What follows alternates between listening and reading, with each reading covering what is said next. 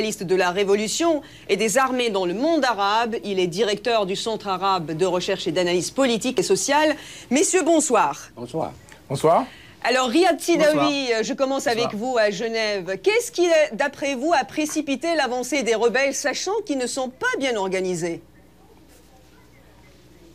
C'est une grande révolution. C'est l'enthousiasme, c'est la détermination d'éjecter Kadhafi après 42 ans de dictature complète. Pourquoi? Parce que Kadhafi est un dictateur à la fois autoritaire et totalitaire. Il n'est pas comme Moubarak ou comme Ben Ali, qui n'est uniquement autoritaire, mais aussi totalitaire. Il impose son livre vert. Il impose même la couleur verte sur toute la Libye. Donc il y a une souffrance totale pendant 42 ans. Il y a une majorité écrasante de ces jeunes qui ne veulent plus de son livre vert. Donc ils étaient déterminés à l'éjecter. Et avec tout cela, un phénomène très important a eu lieu au sein du système politique libyen lui-même. Ce sont les défections, les divisions au sein des élites politiques au pouvoir. Les Libyens sont énormes.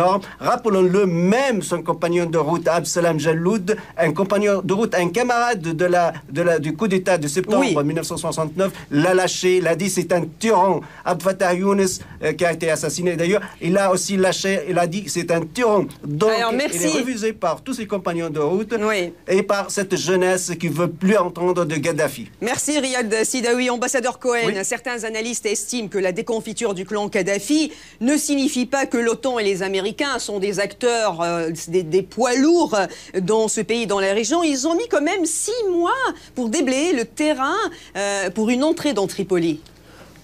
L'OTAN et les États-Unis ont voulu que les Libyens eux-mêmes changent le gouvernement. Ils ne voulaient pas envoyer des soldats. Ça, c'est après Irak, Afghanistan, etc. C'est pas bien d'avoir des soldats de l'Ouest par terre. Donc, 6 mois, c'est pas vraiment trop long. Léonard Wantchekon, comment expliquez-vous l'isolement de Kadhafi? N'avait-il pas le soutien qu'il prétendait ou est-ce l'effet des sanctions économiques? Je pense qu'il n'avait pas le soutien qu'il prétendait. Il y a aussi le fait qu'il a vraiment I cannot hear him.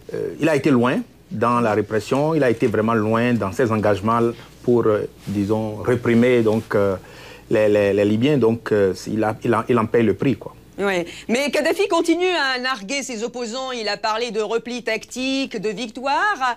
Est-ce qu'on peut savoir où il se trouve?